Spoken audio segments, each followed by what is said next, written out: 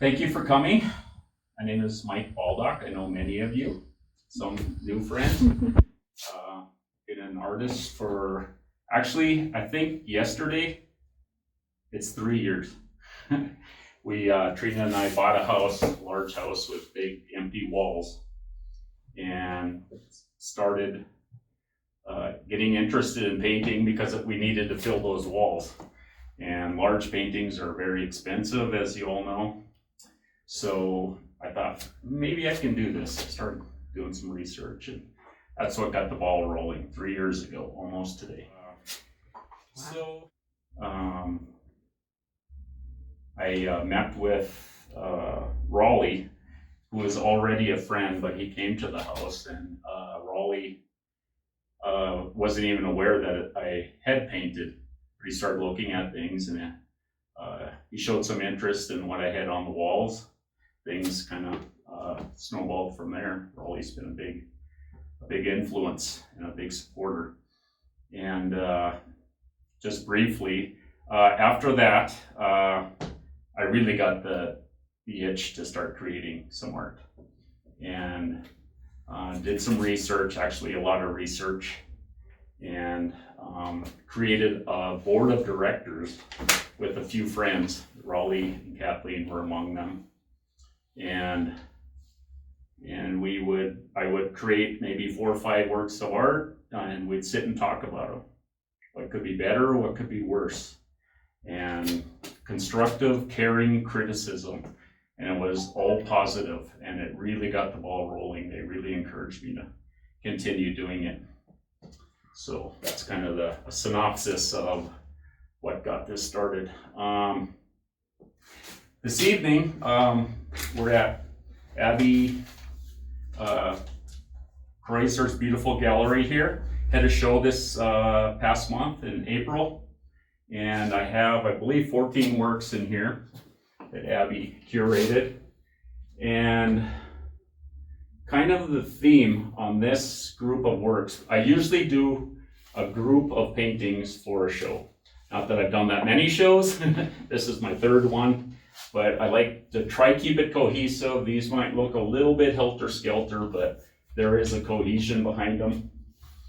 I guess up front, the way I thought about these paintings is, have you guys ever stood above a lake or a river and looked down when it's sunny out, and you see the surface of the lake and the sun glaring off it, off the water?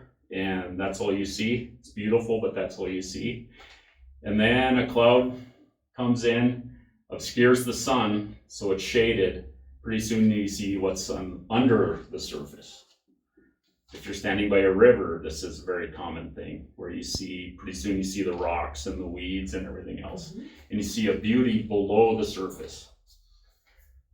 That's kind of how I felt with this. That's not what I was thinking, but that's the kind of the feeling behind this. Is all of these paintings have a similar underpainting, and this painting here is only an underpainting of what the rest of them have, or this one's like that too, but rest of them have a little bit of an overpainting, like when that sun comes back out and obscures the bottom of the lake or river. This is basically the underneath part of it. And this is a new technique I think I thought of. I like to think that I came up with it. It's wet on wet. It's a thick layer of white primer, and then I take a single color, so it's monochromatic, which means white to black and everything in between of the same color, or white to a dark green and everything in between of the same color. And I used a palette knife and moved it around, and figured out that I could manipulate it and get it dark where I wanted it dark, light where I wanted it light. And then the interaction between the primer and the latex paint, I found out if I covered it and left it for 24 hours, it had some cool things that happened to it chemically, where I would get some of these cool effects that just happened in the drawing process. It's not a poured painting. It is manipulated with a palette knife, but the process of drying gives it an additional look. So this one is called Township. I decided not to do anything over this because I saw things in it right away. I saw countryside in this. So I decided I don't want to cover that. That means something to me. I'm from North Dakota. Raleigh's from North Dakota. And it actually reminds me of where Raleigh's from, northern North Dakota, eastern actually, where it's a little more hilly. The only hills in eastern North Dakota, basically. So I left this one. This one's called Township. Now, both of these are that underpainting that I decided to leave. This one's got a resin over it, which is a glass lake finish on it. Brings out some of the color. So that's the only difference between these two in style. Now this one is the same style underpainting where I manipulated it. I love this dark blue. I knew I wanted to do a seascape. So I manipulated the clouds and the ocean roughly with the palette knife. And basically I got this, but in a manipulated seascape or landscape, partial landscape. And then after it dried, I put 2 lighthouses because I could see I had some rocky areas, and I put 2 lighthouses, and you can see one in the foreground and one in the background. And on this one also, I resined to bring out some of that color. So just kind of a different technique. Now the rest of these,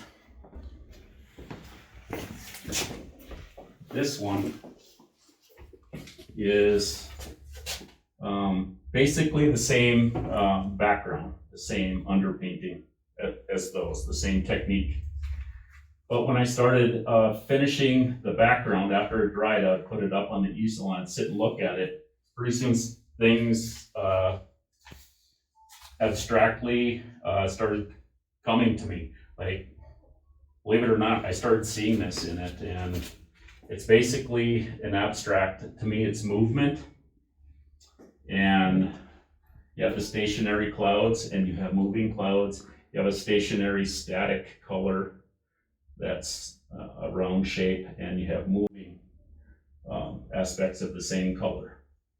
And the snapshots in time are where you see white spread across it. I masked off different parts of it that give you snapshots of the underpainting. So to me, it's called Somewhere in Time. To me, it's about time and movement.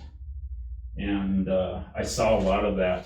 You see this area of the underpainting. It kind of looks like a seascape or possibly snow or things to me that look like they're moving.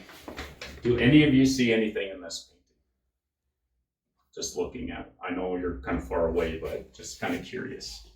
I want to bring you into the painting. Or do you just see the color? The color and the movement. You see movement? Like in these areas, or? I see Mars. Mars?